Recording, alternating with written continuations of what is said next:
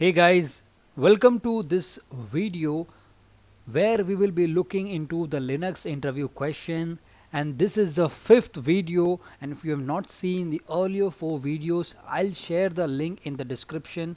You can go and watch them. And yes, if you like the video, click the like button, subscribe to the channel and hit the bell icon to get new videos uploaded. Okay, without further ado, let's get directly into our first question, and that is difference between VM snapshot revert and snapshot backup. VM snapshot preserves the state and data of a virtual machine at a specific point in time. So you have to understand that VM snapshot, what it does is it only preserves the state and data of a virtual machine. The state includes the virtual machine's power state, for example, powered on, powered off, or suspended.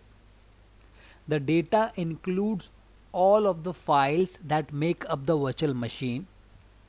This includes disk, memory, and other devices such as virtual network interface cards. When thinking about use cases for virtual machine snapshots, there are several scenarios where we see snapshots used. Many may use VM snapshot in a virtual environment as a quick fail-safe rollback point before performing upgrades, changing installed software, uninstalling components, etc. Considering snapshots are also very useful for development purpose, a virtual machine or set of virtual machines can have snapshots created for rinse and repeat type testing to develop and validate code changes. To in simple words, if I say, if your system is working fine and everything is working fine, at that time you take a snapshot, and when you do some changes and something goes wrong with your system, and if you want your system to bring back into that earlier state where it was working fine, and that point of time you can use virtual machine snapshot. So this is what you have to say when you are asked this type of question in an interview. Moving forward, once this is a very important point, once a VM snapshot is created, it created the following files. You have to remember in mind that .vmdk, delt.vmdk, .vmsd and vmsn. So these are the files which are created once you create a VM snapshot. And when it comes to health check of a vCenter, what happens is, if the VM snapshot is deleted but these files still remains in the system, so you have to manually remove these files. So this comes under the health check part of the vCenter or virtual machine, wherever your virtual machine is created. When we compare and contrast the differences between VM snapshot and VM backup, we find there are several key points to take into consideration that will help us to see snapshots are not backups. You have to remember, these snapshots are not backups. What are backups? Backups are an autonomous copy of your data or virtual machine in general that doesn't depend on the physical or virtual machine's files. Files that are already in place to be able to restore data, unlike snapshot.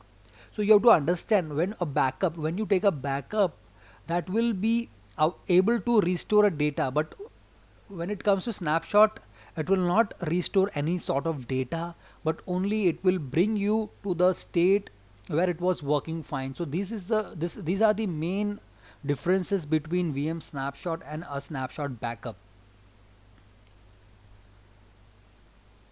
Backup technologies allows us to not only have autonomous backups of our virtual infrastructure, but it will also allow us to replicate virtual machines as well as have backup copies stored offsite as well. With plain virtual machine snapshot, none of this possible. Most modern backup technologies leverage virtual machine snapshot to copy data, but don't rely on the snapshots. Again, I'm telling you, you should not rely on the snapshot. This is what you have to say, and this is what you have to understand. The VM snapshot allows the backup software to grab data from the virtual machine, and then the temporary snapshots are deleted once a backup cycle is completed. Backups are an essential part of business continuity, allowing recovery time objectives and recovery point objectives that are known as RTO and RPO respectively. Snapshots do not ensure any of these objectives. Any environment that might rely on snapshot means for backup is asking for disaster and data loss. Coming to our next question, that is, what is quorum in cluster? As I have mentioned earlier, this topic cluster cannot be completed in only 2 slides, so this will require a complete separate video. So coming to the question, what is quorum in cluster? A cluster quorum disk is a storage medium on which the configuration database is stored for a cluster computing network. The cluster configuration database, also called the quorum, tells the cluster which physical servers should be active at any given time. The physical servers themselves are called cluster nodes. You have to keep in mind there are 3 types of clusters: failover, load balancing, and high performance computing. The most deployed ones are probably the failover cluster and the load balancing cluster. Failover clusters consist of 2 or more network connected computers with a separate heartbeat connection between the 2 hosts. You have to understand how quorum works. Quorum works with the concept of votes, and if you understood this, it becomes very easy for you to answer it in any interview or any further situation when this question comes into any sort of your interview or whatever it is. The concept is of votes. One node is equal to one vote. Quorum means majority in the cluster. Quorum is a solution to the situation which is referred as split brain. Split brain is if something goes wrong with the cluster, which isolates one server from the cluster, and that server doesn't goes down. So what happens is the remaining other server, for example, we have a cluster of 4 servers. So among those 4 server, one servers is by if is isolated. So what will happen to the rest of the servers? So remaining other servers will consider themselves as clusters, and the isolated server will consider itself as a separate cluster. So in that case, what can be done? Then both the parts of the cluster will attempt to run the service which is running using cluster. Could be a web server resource. So we had a cluster of 4 servers, out of which one server is isolated, and now these 3 servers and that one server is considering itself as a cluster and will attempt to run the service. So in order to stop this, we have quorum. So what will happen? Both parts will try to get right access on the storage, any kind of storage, that is SAN, storage at storage area network. And if that happens on an active passive file system, it could be XFS, extended file system, or ext4, the file system will be corrupted, which will need a lot of unnecessary troubleshooting and the risk of losing data. So to avoid such situations, we have quorum in the cluster. As said earlier, quorum works with the concept of votes. The maximum number of nodes, the more votes quorum will get. And with quorum policies, the majority part of the quorum is allowed to run the service or the resources. So as said, we had 4 servers in a cluster where one server is equal to one vote, and quorum will decide there are 3 servers which is equal to 3 votes. Then quorum will decide the service should be run with these three servers. So this is where quorum comes into picture, and this is how quorum is used. Similarly, there is a different feature called as fencing in cluster, and why it is used. The Red Hat High Availability add-on uses fencing to ensure data integrity in the cluster. Fencing is often accomplished by powering the node off, since a dead node is clearly not able to do anything. Fencing is a necessary step in service and resource recovery in a cluster. The Red Hat High Availability add-on will not start resource and service recovery for a non-responsive node until that node has been fenced. The cluster infrastructure performs fencing through the fence daemon fenced. When cman is nothing but a service of cluster, determines that a node has failed.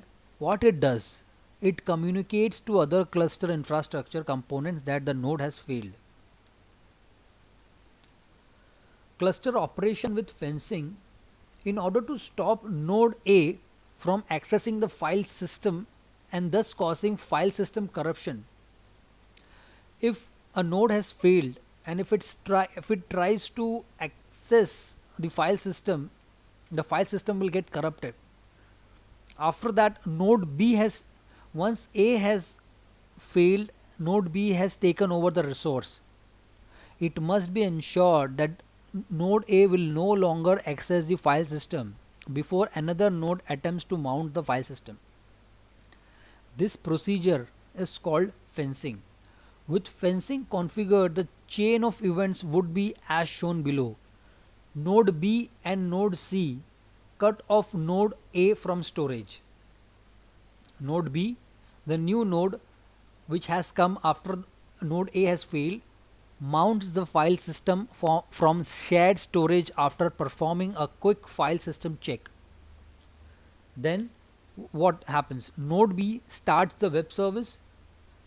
Node A wakes up again and attempts to write to the mounted file system. This fails since node A can no longer access the shared storage resource. Or node A is rebooted, and after reboot it comes up cleanly and then it joins the cluster.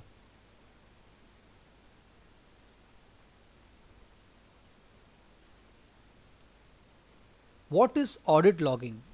If you are asked this question, what is audit logging? The Linux audit framework is nothing but a kernel featured pad with user space tools that can log system calls. Now you have to understand that logs are a very important part in Linux, and audit logging is a part of logs. For example, opening a file, killing a process, or creating a network connection. Audit logs are used to track suspicious activities. But what does suspicious actually mean? As with all logging, the answer will depend on both what we need and how much it costs. An audit logging or audit log is a document that records an event in an IT technology system. You have to understand that whatever event or whatever things are running or happening on a system, Linux system, all those events are tracked, and those track events are called as logs, and logs are very important when it comes to troubleshooting. So in addition to documenting what resources are accessed, audit log entries usually include destination and source addresses, a timestamp, and user login information. So this is how we verify the logs.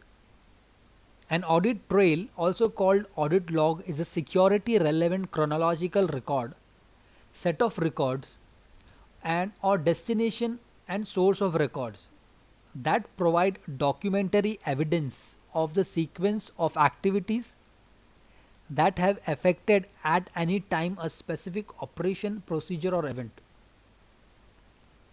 And you have to know that where this audit.log file is stored. By default, the Linux audit framework logs all the data in var log audit directory, and usually the file is named audit.log. Okay, coming to the next question, and that is difference between /bin and sbin file. These both are directories, and sbin is nothing but system binaries and binaries. The /bin directory contains executable programs which are required in single user mode and to bring the system up or repair it. /sbin, like /bin, this directory holds commands. So just understand these bullet points. That directory contains executable programs, and /sbin directory holds commands. Which commands? The commands needed to boot the system, but which are usually not executed by normal users. /usr bin, this is a primary directory for executable program. The S in sbin means system, therefore system binaries reside in sbin directories. The files needed to boot a system are mostly statically linked and still live in /bin and sbin. All other purpose binaries resides in usr bin and usr sbin. So that brings us to the end of this video. Thanks for watching. And as said earlier, if you like the video, click the thumbs up button, subscribe to the channel and hit the bell icon to get more such videos. Signing off as of now. See you in the next video. Till then, take care. Bye bye.